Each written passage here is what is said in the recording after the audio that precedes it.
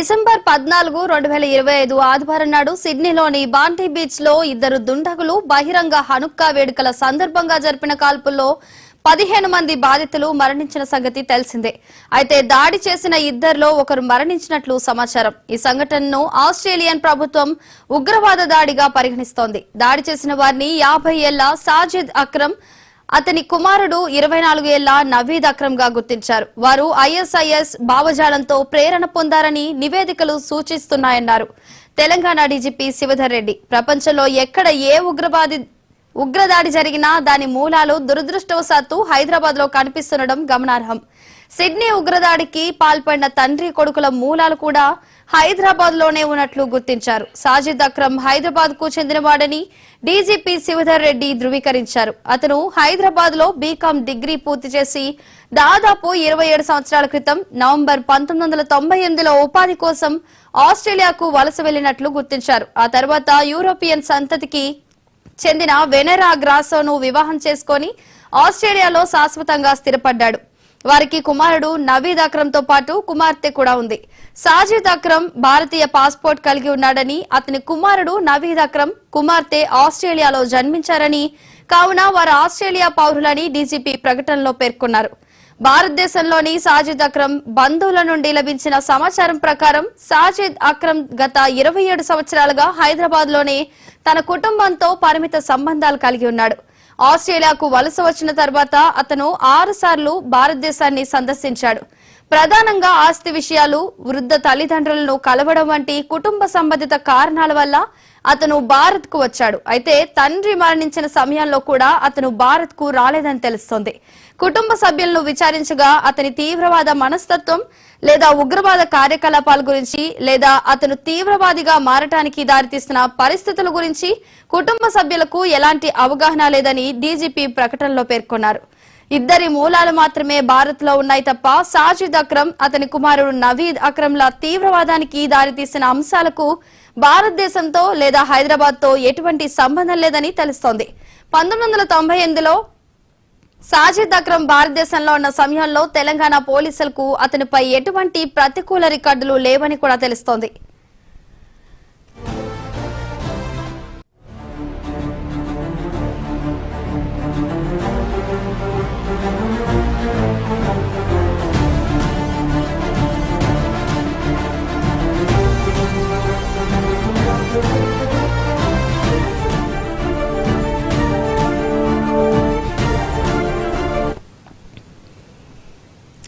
December 14, 2025 ఆదివారం నాడు సిడ్నీలోని బాంటీ beach లో ఇద్దరు దుండగులు బహిరంగ హనుక్కా వేడుకల సందర్భంగా జరిపిన కాల్పుల్లో 15 మంది బాధితులు మరణించిన సంగతి తెలిసిందే. అయితే దాడి చేసిన ఇద్దరిలో ఒకరు మరణించినట్లు సమాచారం. ఈ సంఘటనను ఆస్ట్రేలియన్ ప్రభుత్వం ఉగ్రవాద దాడిగా పరిగణిస్తోంది. దాడి చేసిన వారిని 50 ఏళ్ల సాజిద్ అక్రమ్, అతని కుమారుడు 24 ఏళ్ల నవీద్ అక్రమ్ గా గుర్తించారు. వారు ఐఎస్ఐఎస్ భావజాలంతో ప్రేరణ పొందారని నివేదికలు సూచిస్తున్నాయన్నారు తెలంగాణ డీజీపీ శివధర్ రెడ్డి.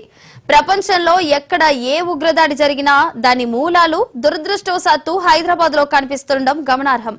సిడ్నీ ఉగ్రవాడికి పాల్పడిన తండ్రి కొడుకుల మూలాలు కూడా హైదరాబాద్ లోనే ఉన్నట్లు గుర్తించారు. సాజిద్ అక్రమ్ హైదరాబాద్ కు చెందినవాడని డీజీపీ శివధర్ రెడ్డి ధృవీకరించారు.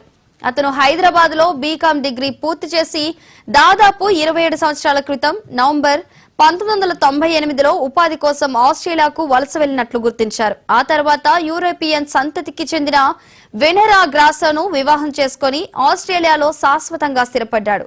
వారికి కుమారుడు నవీద్ అక్రమ్ తో పాటు కుమార్తె కూడా ఉంది. సాజిద్ అక్రమ్ భారతీయ పాస్పోర్ట్ కలిగి ఉన్నాడని, అతని కుమారుడు నవీద్ అక్రమ్ కుమార్తె ఆస్ట్రేలియాలో జన్మించారని, కావున వారు ఆస్ట్రేలియా పౌరులని డీజీపీ ప్రకటనలో పేర్కొన్నారు. ఇక ఇదే అంశానికి సంబంధించి మరింత సమాచారాన్ని మా స్పెషల్ కరెస్పాండెంట్ దుర్గేష్ అందిస్తారు. దుర్గేష్, చెప్పండి.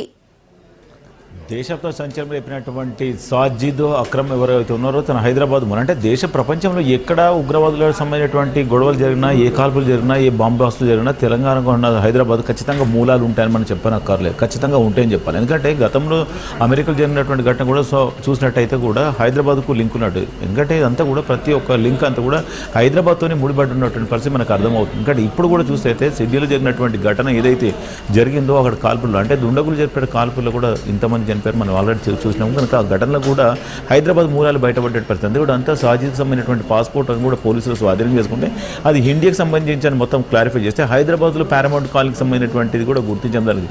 అటు నుంచి డైరెక్ట్గా తెలంగాణ ఇండియాకు చెప్పడంతో ఇండియా పోలీసులు వస్తే ఆ ఇండియా ఎంబసీ నుంచి కూడా హైదరాబాద్ తెలంగాణ పోలీసులు కూడా గుర్తించడం. హైదరాబాద్ పోలీసులు అక్కడ ఘటన ఎక్కడైతే జరిగిందో ఇంటికి సంబంధించినటువంటి అవన్నీ కూడా పూర్తిగా సమాచారం కూడా సేకరించినట్టు నేపథ్యంలో ఇదంతా కూడా హైదరాబాద్లో గతంలో ఉన్న 1998 నుంచి ఇక్కడ బీకామ్ చదువుకొని ఇక్కడ నుంచి ఉపాధి కోసము ఆస్ట్రేలియాకి వెళ్ళాడు. ఆస్ట్రేలియా వెళ్ళిన తర్వాత అక్కడే ఉంటూ అక్కడ కొంతమందితో పరిచయం అయిపోయింది. అక్కడ ఉద్యోగం చేసుకుంటూ కూడా అమ్మాయిని అక్కడ సంబంధించిన సంతతికి సంబంధించిన అమ్మాయిని పెళ్లి చేసుకోవడం జరిగింది. తనకు ఒక కొడుకు ఒక కూతురు. తను అక్కడే ఉంటున్నాడు. కానీ తన అక్కడ ఉంటూ కూడా ఐఎస్ఐ ఏదైతే ఉగ్రవాద సంస్థలు ఉందో ఐఎస్ఐఎస్తో కూడా తను టైఅప్ అయి తనకు ఉన్నటువంటి కార్యకలాపాలతో తను ఆల్రెడీ తనను వాళ్ళతో టైఅప్ అయి అక్కడ నేర్చుకుని ఉన్నటువంటి ప్రతి ఉగ్రవాదులతో తను చేతులు కలిపి మొత్తం కుట్రలు పడినట్టు కూడా స్పష్టంగా అక్కడ అర్థమవుతుంది. ఎందుకంటే ఆల్రెడీ అక్కడ ఉన్నటువంటి ఆస్ట్రేలియా పోలీసులు ఎవరైతే ఉన్నారో వాళ్ళందరూ కూడా ఖచ్చితంగా అక్కడ సంబంధించినటువంటి ఆ పాస్పోర్ట్ కానీ వాళ్ళ కుటుంబ సభ్యులకు సంబంధించిన అంతా కూడా వాళ్ళు సేకరించడం జరిగింది.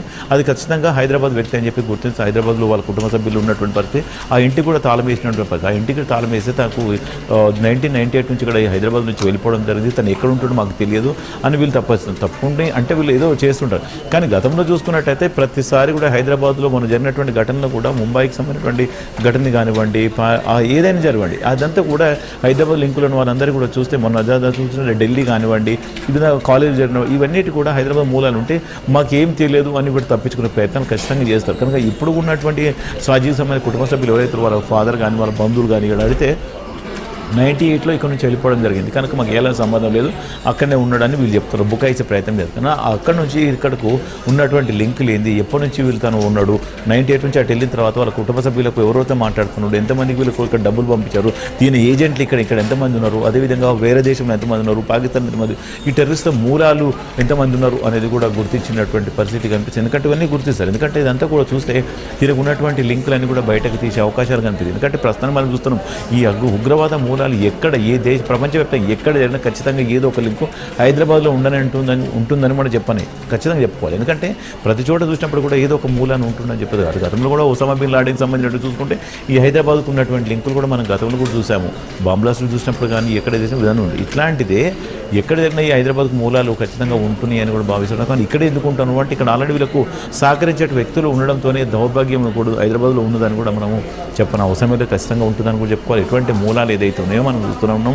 ఇప్పుడు సిడ్నీలో జరిగినటువంటి ఘటన ఏదైతే ఉందో అక్కడ వాళ్ళకి సంబంధించినటువంటి బంధువులు ఎవరున్నారు, ఇక్కడ ఎవరున్నారు, వాళ్ళకి సంబంధించినటువంటి వాళ్ళందరికీ కూడా డబ్బులు ట్రాన్సాక్షన్ ఎంతమంది జరిగింది, ఏజెంట్లు ఎంతమంది, ఏ ఏజెంట్ ద్వారా పనిచేస్తున్నాడు, వీళ్ళకు ఉన్నటువంటి పాకిస్తాన్తో ఉన్నటువంటి ఐఎస్ ఉన్నటువంటి మూటాకు ఉన్నటువంటి లింకులు ఏంది, గతంలో జరిగినటువంటి మూటలకు వీళ్ళకి ఏం సంబంధం ఉన్నాయి, ఎప్పటి నుంచి నేను ఒక ఉగ్రవాద సంస్థతో పనిచేస్తారు అనే దానిపైన కూడా అక్కడ సిడ్నీ పోలీసు కూడా ఆరాధిస్తున్న పరిస్థితి. ఇక్కడ ఆల్రెడీ హైదరాబాద్కు మూలాన్ని ఉండడంతో కూడా హైదరాబాద్ పోలీసు కూడా ఎన్ఐఏ పోలీసులు కూడా దీనిపైన కూడా వర్కౌట్ చేస్తున్నారని చెప్పుకోవాలి. ఇప్పుడు ఇక్కడ నుంచి 1998లో వెళ్ళినట్టు బీకామ్ చదువుకుని వెళ్ళిపోయాడు.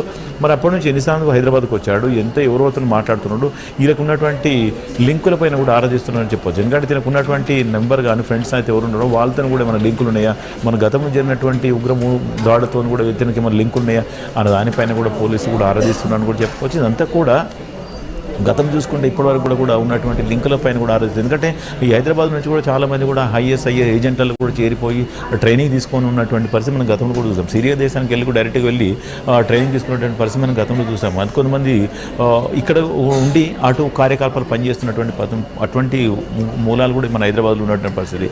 కానీ ఏమైనా కానీ ఇక్కడ హైదరాబాద్లో ఉంటూ విదేశాల్లో ఉన్న పాకిస్తాన్లో కానీ పనిచేసినటువంటి అనేకమైనటువంటి వ్యక్తులు ఇక్కడ ఉన్నటువంటి పరిస్థితుల్లో వాళ్ళు కూడా మనము చూస్తున్నాం. గతంలో జరిగినప్పుడు మొన్న డాక్టర్స్ కానివ్వండి, కాలేజ్ జరిగినటువంటి ఘటనలు కూడా ఈ హైదరాబాద్ సంబంధించినటువంటి ఒక డాక్టర్ కూడా ఒక ఇంజక్షన్లు కానీ టాబ్లెట్ కానీ ఏ విధంగా తయారు చేస్తాం మనం గతంలో కూడా చూసినటువంటి పరిస్థితి.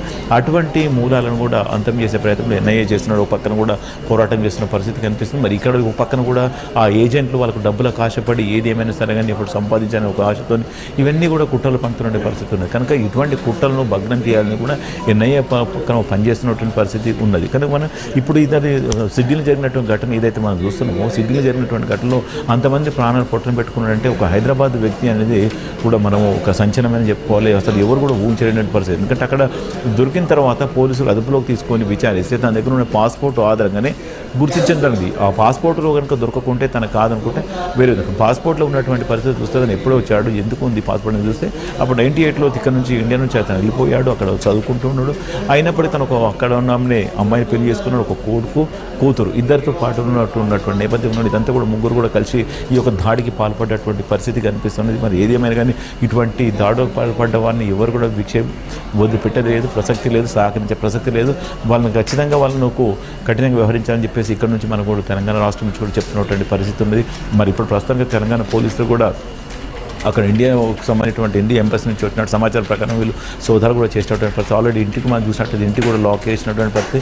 మరి ఇక్కడ ఎవరెవరు ఉంటారు వాళ్ళకి సంబంధించిన సాజిద్కి సంబంధించినటువంటి కుటుంబ సభ్యులు కానీ, తన బంధువులు కానీ, సమీప బంధువులు కానీ, ఫ్రెండ్స్ కానీ, ఇంకెవరెవరితో టచ్లో ఉన్నదానిపైన తనకు సంబంధించినటువంటి పూర్వపరాలు మొత్తం కూడా సేకరిస్తున్నాను కూడా చెప్పొచ్చు. వాళ్ళ కుటుంబ సభ్యులకు సంబంధించినటువంటి సెల్ ఫోన్స్ ఆధారంగా మరి తిని ఎన్ని సందర్భాల్లో మాట్లాడారు, ఎవరెవరితో తిని టచ్లో ఉన్నాడు, మరి ఐఎస్ఐ ఏజెంట్లు గతంలో ఉన్నటువంటి ఉగ్రవాదులకు తినకు ఉన్నటువంటి సంబంధాలు ఏంది, తిని ఎప్పటి నుంచి ఉగ్రవాద సంస్థలతో తిని పనిచేస్తున్నాడు పైన కూడా పోలీసులు ఆరాధిస్తున్నటువంటి పరిస్థితి మనం గమనిస్తున్నాం. ఎందుకంటే ఆల్రెడీ ఇవన్నీ కూడా సహజంగానే వీళ్ళు చేస్తున్నారని చెప్పవచ్చు. ఎందుకంటే వీళ్ళు ఎందుకు చేస్తారు అర్థం కాలేని పరిస్థితిలో ఉంటుంది. ఎందుకంటే ఇక్కడనే హైదరాబాద్కి ఎందుకు మూలాలు ఉంటున్నాయి అనేది కూడా అసలు అంతు చిక్కలేని పరిస్థితి కనిపిస్తుంది. ఎందుకంటే ఇక్కడ ఇండియాలో దేశవ్యాప్తంగా కానీ ప్రపంచంలో ఎక్కడ జరిగినా ఖచ్చితంగా ఈ యొక్క ఆంధ్రప్రదేశ్లో తెలంగాణ రాష్ట్రానికి మూలాలు ఉంటాయి. నిన్న కూడా మనం ఆంధ్రప్రదేశ్లో కూడా ఒక వ్యక్తిని కూడా చూసాం, పాకిస్తాన్కి తను అనుకూలంగా ఉన్న ఒక వీడియో చేసి అక్కడ కూడా పంపించంటే ఒక టెర్రరిస్టులను చూసాము.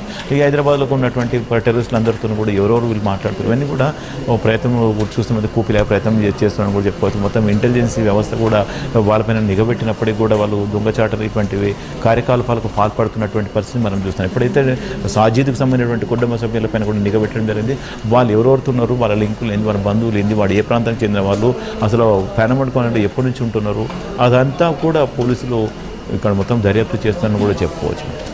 Thank you Durgesh.